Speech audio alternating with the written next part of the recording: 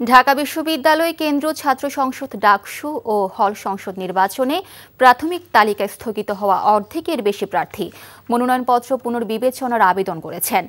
আজও আবেদন করা যাবে। আগামীকাল সেসব আবেদন যাচাই বাছাই শেষে ২৬ তারিখ বৈধ প্রার্থীদের তালিকা প্রকাশ করবে নির্বাচন কমিশন। এই মুহূর্তে ঢাকা বিশ্ববিদ্যালয়ে আছেন আমাদের স্টাফ করেসপন্ডেন্ট নূর হোসেন। সরাসরি যাচ্ছি তার কাছে। নূর, ডাকসু নির্বাচনে আপনার কাছে আর কি তথ্য আছে আমাদের জানাবেন।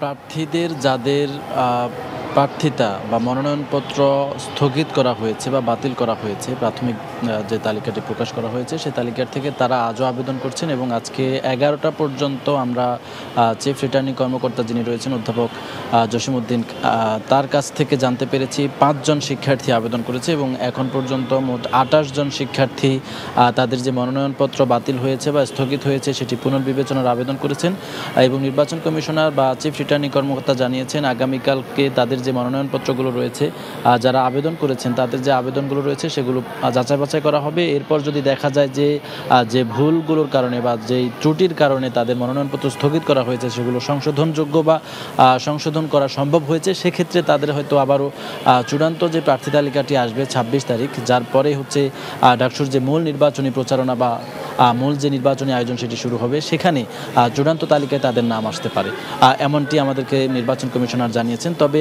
আজকে এখনও প্রার্থীদের যে নির্বাচনী আচরণবিধি সেখানে স্পষ্ট বলা আছে কোনো ধরনের ক্যাম্পেইন করার আসলে সুযোগ এখনও নেই।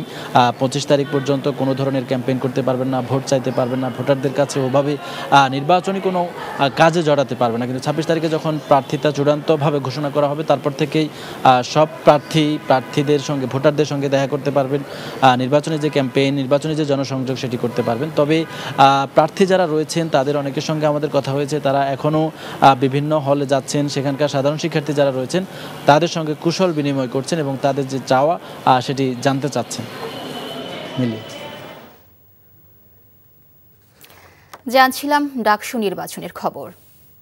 বান্ডেল থাকলে প্রতি সেনমানিতে টাকা বাঁচবে। বিকাশ সেনমানি বান্ডেল কিনে জিতুন প্রতি লেনদেনে।